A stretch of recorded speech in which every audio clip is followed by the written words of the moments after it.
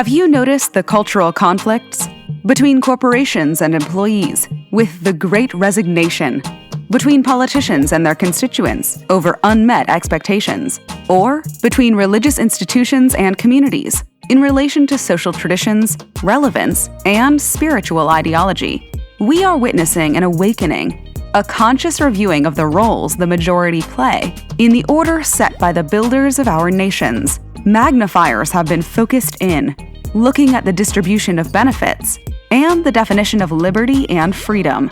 One side responds with a loss of passion, saying, "Take them down." But what would we have without an ordered society? An underdeveloped country with stagnated growth and decreased opportunities? The other side responds in preservation mode, saying, "They don't want to work. They expect way too much for what they do. We shouldn't have to share more of the profits in a capitalist democracy," not recognizing that people are being pushed to the social and economic brink of civil unrest. The truth often lies somewhere in the middle.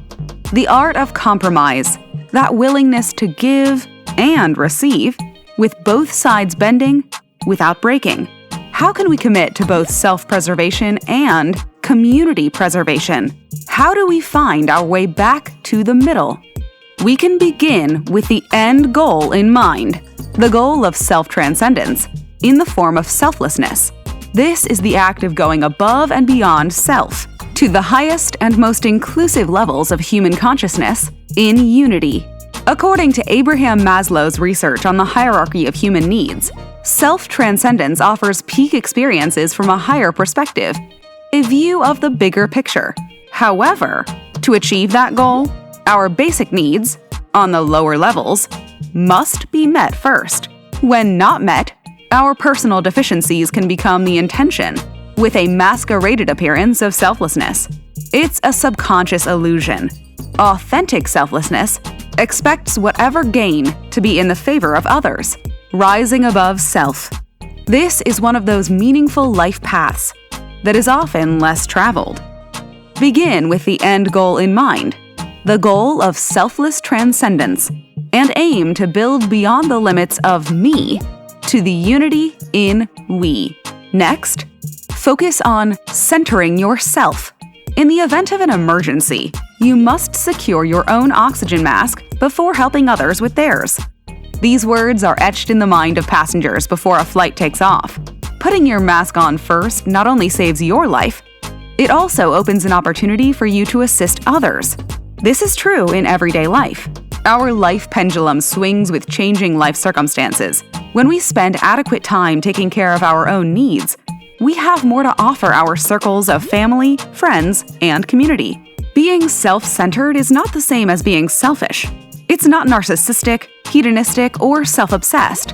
By separate word definitions, it's a human being, situated or placed in the center of their own life. A centered self, centered in emotions, centered in intellectual capabilities, centered in self-sufficiency, and centered in the ability to handle adversity. Being self-centered offers internal equilibrium, spirit, soul, and body, arranged in harmony. An authentic sense of self-confidence is rooted in self-centeredness. It comes from knowing and trusting in your intuition and self-awareness, in your developed abilities, in your matured qualities, and sound judgment. So, should the term self-centered be used interchangeably with narcissism? Narcissistic personality disorder has become a common topic, with documented stories like the Tinder swindler and Inventing Anna going viral. We are aware of some of the methods used to gain our trust. However, according to the Cleveland Clinic, experts estimate this mental disorder only affects up to 5% of the population. So, could we be experiencing an increased level of selfishness? Maybe a shift in social norms towards excessive concentration on one's own advantages? Excessive is the key word that separates self-centeredness from selfishness. Practicing moderation can help ward off excessive indulgence. A centered person takes care of their own affairs as a normal part of life.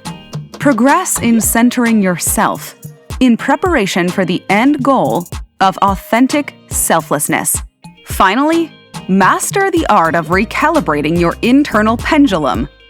The rebuilding process, after a life storm, is different for everyone. Reorganizing your life often requires a temporary withdrawal from the norm to replenish essential cups, physically, emotionally, spiritually, mentally, and financially. We are constantly moving in and out of balance, adjusting to the uncontrollable circumstances of life, highs and lows. A fresh point of reference is often needed to carefully reset our navigation from the command center of self.